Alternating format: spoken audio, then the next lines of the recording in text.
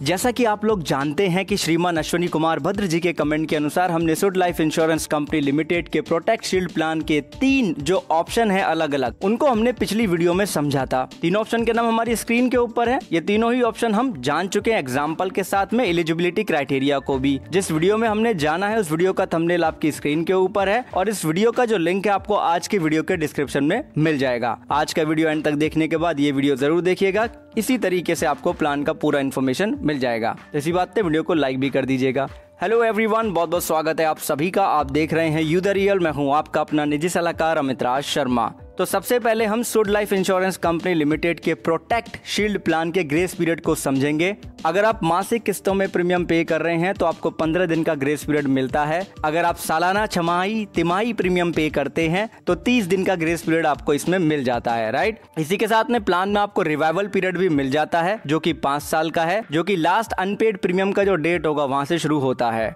अगर आप life cover option लेते हैं या फिर आप ऑप्शन नंबर 3S का life cover with critical illness cover option लेते हैं और ग्रेस पीरियड के अंदर अगर आप प्रीमियम नहीं पे करते हैं तो पॉलिसी ऐसे में यहाँ पे लैप्स हो जाती है, राइट। हालांकि अगर आप पॉलिसी को रिवाइव कराना चाहें तो अगले 5 साल के अंदर आप पॉलिसी को रिवाइव करा सकते हैं। ऐसा ऑप्शन अवेलेबल है इन दोनों ही प्लान में ऑप्शन के लिए, राइट। अब बात आती है इस प्लान के दूसरे ऑप्शन की, जो कि life cover with return of premium option है। अगर ये ऑप्शन आप लेते हैं और पॉलिसी के पहले 2 साल कंप्लीट किए बिना ही अगर आप प्रीमियम पे करना बंद कर देते हैं तो पॉलिसी फिर आपकी लैप्स हो जाएगी। अगर 2 साल कंप्लीट कर लिए हैं उसके बाद में प्रीमियम पे करना बंद कर देते हैं तो पॉलिसी फिर रिड्यूस पेड अप पॉलिसी में कन्वर्ट हो जाएगी। ऐसे में जो डेथ बेनिफिट होगा वो paid up death sum assured हो जाएगा, जिसे हम पेड अप डेथ बेनिफिट भी कह सकते हैं। इसको निकालने के लिए आप क्या करेंगे, जो डेथ सम अश्योर्ड है, ऐसे का मतलब है यहाँ पे सम अश्योर्ड, उसका मल्टीप्लाई करेंगे हम पेड अप फैक्टर निकाल के, यानी कि जितने नंबर ऑफ प्रीमियम हमने पे किए हैं उसको हम डिवाइड कर देंगे जितने नंबर ऑफ प्रीमियम हमें प्लान में पे करने हैं।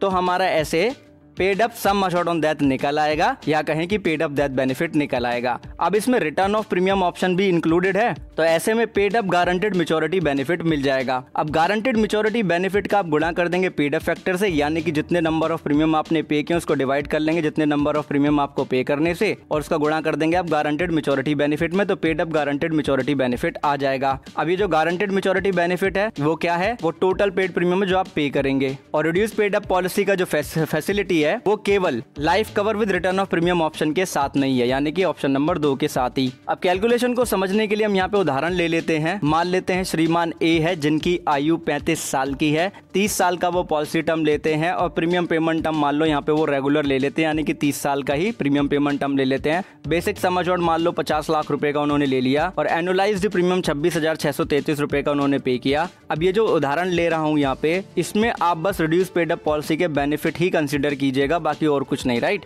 मान लेते हैं श्रीमान ने 10 साल प्रीमियम पे करने के बाद में आगे भविष्य का प्रीमियम नहीं पे करना चाहते हैं और ऐसे में डेथ हो जाती है, तो पेड अप फैक्टर यहाँ पे निकाला जाएगा कि नंबर ऑफ प्रीमियम 10 पे कर दी, यानी कि 10 साल तक पे कर दिया, और पे करनी थी 30 यानी कि 30 साल, तो 10 को आप 30 से डिवाइड कर देंगे तो 0.33 आ जाएगा। अब ये जो पेड अप फैक्टर है इसका हम गुणा करेंगे बेसिक सम अश्योर्ड में, जो कि हमारा 50 लाख रुपए का है। अभी जो 50 लाख रुपए का बेसिक सम अश्योर्ड है इसमें पेड अप फैक्टर का गुणा करेंगे 0.333 का, तो हमारा पेड अप डेथ बेनिफिट आ जाएगा, या कहें कि paid up sum assured on death निकल के आ जाएगा, जो कि 16,65,000 रुपए का होगा, राइट। ये 16,65,000 रुपए का अमाउंट इनके नॉमिनी को मिल जाएगा और पॉलिसी यहाँ पे बंद हो जाएगी। अगर मान लो इनकी यहाँ पे डेथ नहीं होती, पॉलिसी को एक कंटिन्यू रखते till the end of policy term, तो ऐसे में यहाँ पे देखा जाएगा सबसे पहले कि कितना प्रीमियम इन्होंने यहाँ पे कर लिया है। तो 26,633 रुपए का प्रीमियम है सालाना, उसमें 10 का गुणा कर देंगे तो 2,66,330 रुपए का टोटल पेड प्रीमियम हो गया। तो ऐसे में paid up guaranteed maturity benefit होगा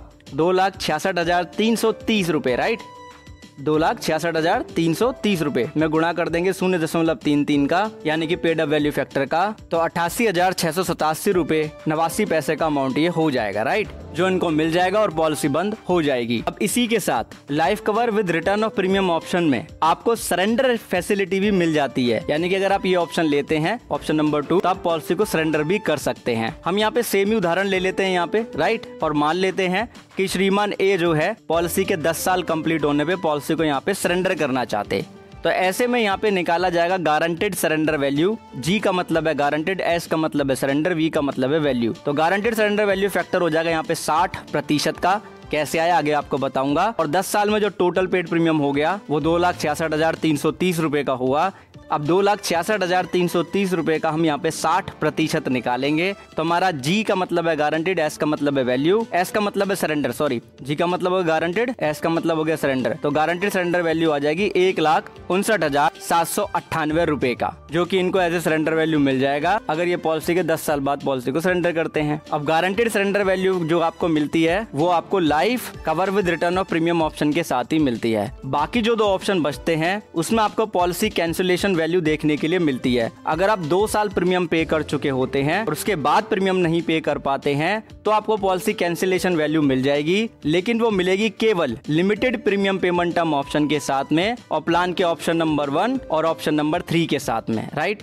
पॉलिसी कैंसिलेशन वैल्यू निकालने के लिए आपको अनएक्सपायर्ड रिस्क प्रीमियम फैक्टर का मल्टीप्लाई करना होता है टोटल प्रीमियम पेड, मतलब जितना प्रीमियम आपने पे कर लिया उसको आप घटाएंगे जितना प्रीमियम आपको पे करना था, टोटल पेबल प्रीमियम यानी कि प्रीमियम पेमेंट टर्म के दौरान जितना प्रीमियम पे करना था उसका मल्टीप्लाई करके जितने महीने आपने पॉलिसी के कंप्लीट कर लिए हैं उसमें आप 1 जोड़ दीजिए और पॉलिसी टर्म को मंथ में कन्वर्ट करके उससे डिवाइड कर देंगे, राइट।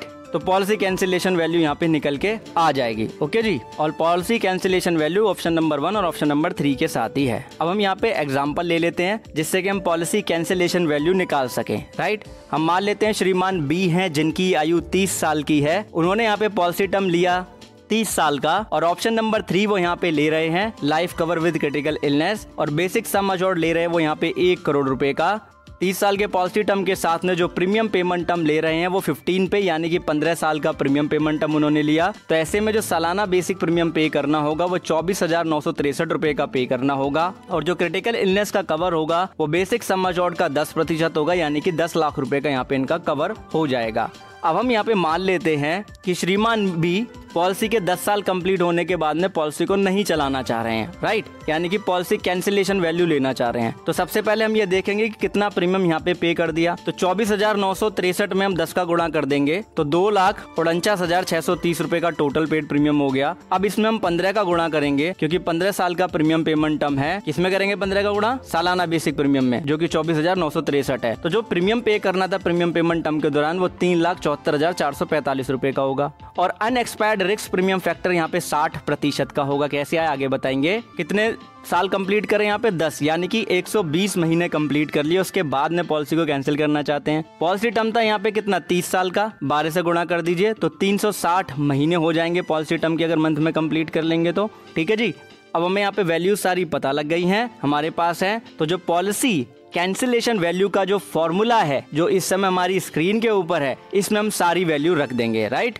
तो सबसे पहले तो अनएक्सपायर्ड रिस्क प्रीमियम फैक्टर जो है हमारा 60% का, राइट। फिर अंडर ब्रैकेट जाएंगे हम, टोटल पेड प्रीमियम जो है हमारा यहाँ पे 2,49,630 रुपए का, राइट। फिर इसको माइनस कर देंगे अंडर मिडिल ब्रैकेट जो हमारा टोटल पेड प्रीमियम हमें पे करना था 3,74,445 रुपए का अमाउंट वो लिखेंगे। फिर अंडर ब्रैकेट हम क्या करेंगे, जितने नंबर ऑफ मंथ हमने कंप्लीट कर लिया उसमें हम 1 जोड़ के जितने नंबर ऑफ मंथ हमें कंप्लीट करने थे यानी जो पॉलिसी टर्म था उससे डिवाइड कर देंगे 320 से। तो यहाँ पे वैल्यू आ जाएगी हमारी 64,853 रुपए 87 पैसे, राइट। ये पॉलिसी कैंसिलेशन वैल्यू इनको मिल जाएगी। अब देखिए 120 + 1 करके फिर मैंने उसको 320 से डिवाइड किया तब ये वैल्यू आई है, राइट। तो इस तरीके से आप निकाल सकते हैं। बाकी एग्जैक्टली अगर कुछ इसमें चेंज हो सकता है तो वो आपको इंश्योरेंस कंपनी ही बता सकती है। वीडियो को कर लेंगे हम फुल स्क्रीन पे तो हमें पता चलेगा कि सरेंडर वैल्यू फैक्टर और अनएक्सपायर्ड रिस्क प्रीमियम फैक्टर एक ही यहाँ पे हमें बताया गया है। 30 साल का हमने पॉलिसी टर्म लिया, 10 साल हमारे यहाँ पे कंप्लीट हो गए हैं। तो हमारा यहाँ पे सरेंडर वैल्यू फैक्टर हो या फिर अनएक्सपायर्ड रिस्क प्रीमियम फैक्टर हो वो 60% ही रहने वाला है। बाकी आपको कंप्लीट PDF चाहिए तो वो टेलीग्राम चैनल पे आपको मिल जाएगी। इस प्लान में जो फ्री लुकअप पीरियड आपको मिलता है वो 15 दिन का मिलेगा अगर आप डायरेक्टली बाय करते हैं, और अगर आप इनडायरेक्टली बाय करेंगे तो 30 दिन का आपको फ्री लुकअप पीरियड मिलेगा। आपने वीडियो अंत तक देखा उसके लिए आपका बहुत बहुत धन्यवाद। ये प्रीमियम जो हमने यहाँ पे निकाली है उसके लिए हमने इनका ऑनलाइन प्रीमियम कैलकुलेटर यूज किया है। अब एक चीज आपको खुद भी समझनी है, दूसरों को भी समझानी है कि इंश्योरेंस एक प्रोटेक्शन है, प्रोटेक्शन कभी अधूरी नहीं लेते हैं। और पॉलिसी कितनी भी अच्छी क्यों ना लगे, पॉलिसी डॉक्यूमेंट पढ़े बिना हम पॉलिसी नहीं लेते हैं। बहुत बहुत धन्यवाद, बहुत बहुत आभार। आप सभी का वीडियो को लाइक करें, शेयर करना ना भूलें। Thank you.